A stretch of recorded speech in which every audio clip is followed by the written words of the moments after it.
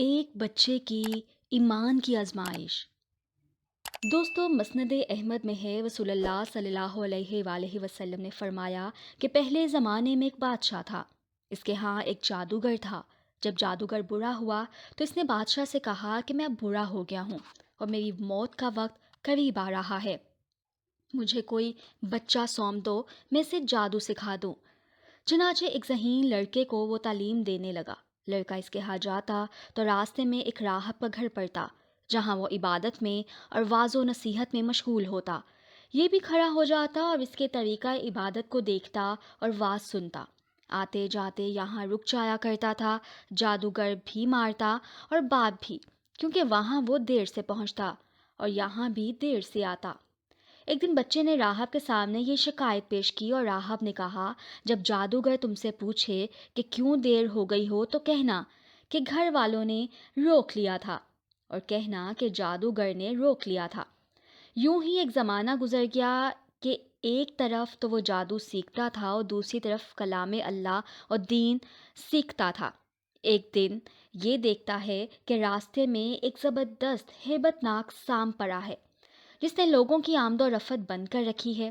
ادھر والے ادھر اور ادھر والے ادھر ہیں، اور سب لوگ ادھر ادھر پریشان کھڑے ہیں۔ اس نے اپنے دل میں سوچا کہ آج موقع ہے کہ میں امتحان لوں، راہب کا دین اللہ کو پسند ہے یا جادوگر کا۔ اس نے ایک پتھر اٹھا کر اور یہ کہہ کر اس پر پھینکا کہ اے اللہ، اگر تیرے نزدیک راہب کا دین جادوگر کی تعلیم سے زیادہ محبوب ہے تو اس جانور کو اس پتھر سے ہلاک کر دے، تاکہ لوگوں کو اس بلا سے نجات مل جائے۔ پتھر لگتے ہی وہ جانور ہلاک ہو گیا اور لوگوں کا آنا جانا شروع ہو گیا۔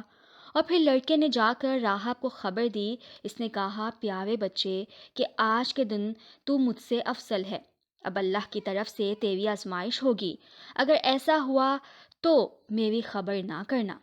اب اس بچے کے پاس حاجت مند لوگوں کا تانتا لگ گیا۔ اس کی دعا سے مادرے زاد، اندھے، کوری، جزامی اور ہر قسم کے بیمار اچھے ہونے لگے۔ بادشاہ کے ایک نابینا وزیر کے کان میں یہ بات پڑی تو وہ بڑے تحفے تحائف لے کر حاضر ہوا اور کہنے لگا کہ مجھے شفا دے دے تو یہ سب کچھ تجھے دے دوں گا۔ اس نے کہا کہ شفا میرے ہاتھ میں نہیں، میں تو کسی کو شفا نہیں دے سکتا۔ شفا دینے والا اللہ وحدہ لا شریک ہے، اگر تو اس پر ایمان لانے کا وعدہ کرے تو میں دعا کروں۔ اس نے اقرار کیا اور بچے نے اس کے لیے دعا کی۔ اللہ نے اسے شفا دی۔ وہ بادشاہ کے دربار میں آیا اور جس طرح اندھا ہونے پہلے کام کرتا تھا اسی طرح کام کرنے لگا۔ اس کی آنکھیں بالکل روشن تھیں۔ بادشاہ نے معتجب ہو کر پوچھا کہ تجھے آنکھیں کس نے دی؟ اس نے کہا، میرے رب نے۔ بادشاہ نے کہا، ہاں، یعنی میں نے دی ہیں۔ وزیر نے کہا، نہیں نہیں، میرا اور تیرا رب صرف اللہ ہے۔ اب بادشاہ نے اس کی مار پیٹ شروع کر دی اور طرح طرح کی تکلیفیں دی اور پوچھنے لگا، تجھے یہ تعلیم کس نے دی؟ آخر اس نے بتایا کہ میں نے اس بچے کے ہاتھ پر اسلام قبول کیا ہے۔ اس نے بلایا اور کہا کہ اب تم جادو میں کامل ہو گئے ہو، اندھوں کو دیکھتا اور بیماروں کو تندرست کرنے لگے ہو۔ اس نے کہا، غلط ہے، میں کسی کو شفا نہیں دے سکتا ہوں، نہ جادوگر ہوں، شفا اللہ کے ہاتھ میں ہے۔ وہ کہنے لگا، اللہ تو میں ہی ہوں، نعوذ باللہ۔ اس نے کہا، ہرگز نہیں۔ بادشاہ نے کہا، پھر تو میرے سوا کسی اور کو رب مانتا ہے؟ تو اس نے کہا کہ میرا اور تیرا رب صرف اللہ ہے۔ اس نے اب اس بچے کی طرح طرح کی سزائیں دی اور یہاں تک کہ راہب کا پتہ لگا لیا اور راہب کو بلا کر کہا کہ اسلام چھوڑ دے۔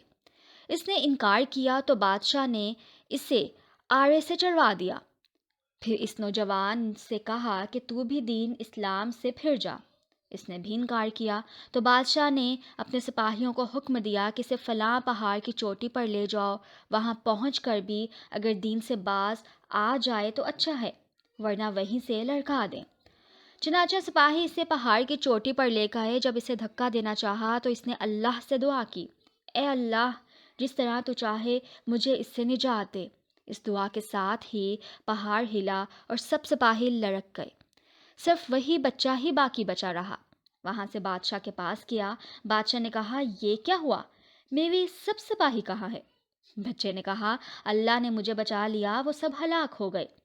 بادشاہ نے اپنے دوسرے سپاہیوں کو حکم دیا کہ اسے کشتی میں بٹھا کر لے جاؤ اور سمندر میں پھینک آؤ۔